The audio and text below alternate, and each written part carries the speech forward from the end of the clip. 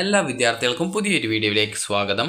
ഈ വർഷത്തെ KEAM 2024 MBBS BDS കോഴ്സുകൾ ഒഴികെയുള്ള മെഡിക്കൽ ആൻഡ് മെഡിക്കൽ അനുബന്ധ കോഴ്സുകളിലേക്കുള്ള രണ്ടാം അലോട്ട്മെൻറ്റ് പ്രസിദ്ധീകരിച്ചു. അത് താൽക്കാലിക അലോട്ട്മെൻറ്റാണ് പ്രസിദ്ധീകരിച്ചിട്ടുള്ളത്.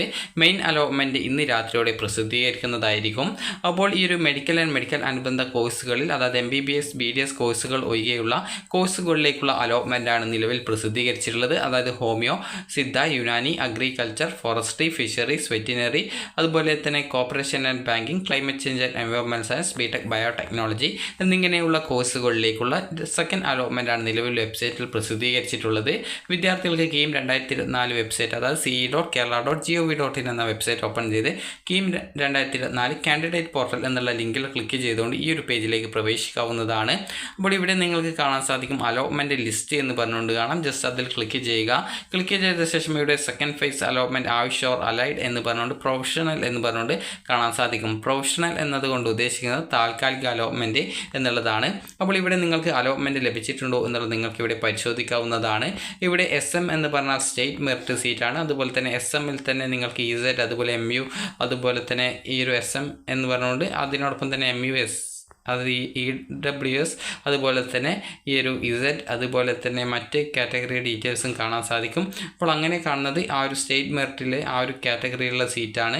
അപ്പോൾ ഈ ഒരു രീതിയിൽ, അതായത് EWSൻ്റേത് EW എന്നാണ് കാണിക്കുക, EAV ആണെങ്കിൽ EZ എന്ന്, അതുപോലെ തന്നെ ഈ ഒരു മുസ്ലിം ആണെങ്കിൽ MU ആണ് കാണാൻ സാധിക്കുക. ഈ ഒരു രീതിയിൽ നിങ്ങൾക്ക് ആ ഒരു സ്റ്റേറ്റ് മെറിറ്റ് സീറ്റിലെ തന്നെ റിസർവേഷൻ സീറ്റുകളിലേക്ക് ആർക്കൊക്കെയാണ് കിട്ടിയത് എന്നുള്ളത് കൃത്യമായിട്ട് ഇവിടെ കാണാൻ സാധിക്കും. അതുപോലെ തന്നെ ഏത് കോഴ്സിലാണ് നിങ്ങൾക്ക് അലോട്ട്മെൻറ്റ് കിട്ടിയിട്ടുള്ളത് എന്നുള്ളത് കൃത്യമായിട്ട് നിങ്ങൾക്ക് ഇവിടെ മനസ്സിലാക്കാൻ സാധിക്കുന്നതാണ്. അപ്പോൾ വിദ്യാർത്ഥികൾ ഈ ഒരു അലോട്ട്മെൻ്റ് ഒന്ന് ജസ്റ്റ് വെറുതെ ചെക്ക് ചെയ്ത് നോക്കാവുന്നതാണ്. കാരണം ഇത് പ്രൊഫഷണൽ അലോട്ട്മെൻ്റ് ആണ്. അപ്പോൾ മെയിൻ അലോട്ട്മെൻറ്റ് ഇന്ന് രാത്രിയോടെ പ്രസിദ്ധീകരിക്കുന്നതായിരിക്കും. അപ്പോൾ ഈ ഒരു റാങ്ക് ലിസ്റ്റുമായി ബന്ധപ്പെട്ട്, അതായത് ഈ ഒരു അലോട്ട്മെൻറ്റ് ലിസ്റ്റുമായി ബന്ധപ്പെട്ട്, റാങ്ക് ലിസ്റ്റ് അല്ല, അലോട്ട്മെൻറ്റ് ലിസ്റ്റുമായി ബന്ധപ്പെട്ട് എന്തെങ്കിലും പരാതികളുണ്ടെങ്കിൽ ഇന്ന് നിങ്ങൾക്ക് 11 മണി വരെ അറിയിക്കുന്നതിനായിട്ട് സമയം അനുവദിച്ചിട്ടുണ്ടായിരുന്നു. അപ്പോൾ ഈ ഒരു വീഡിയോ ജസ്റ്റ് ചെയ്യാനായിട്ട് ലേറ്റ് ആയതുകൊണ്ടാണ് ജസ്റ്റ് ആ ഒരു കാര്യം നിങ്ങളോട് പറയാത്തത്. അപ്പോൾ വിദ്യാർത്ഥികൾക്ക് ഈ ഒരു അലോട്ട്മെൻറ്റ് ലിസ്റ്റ് പരിശോധിച്ച ശേഷം നിങ്ങൾക്ക്, അതായത് ഇന്ന് വൈകുന്നേരത്തോടെ നിങ്ങൾക്ക് ഈ ഒരു അലോട്ട്മെൻറ്റ് റിസൾട്ട്, അതായത് ഈ ഒരു മെയിൻ അലോട്ട്മെൻറ്റ് അറിയാൻ സാധിക്കുന്നതാണ്.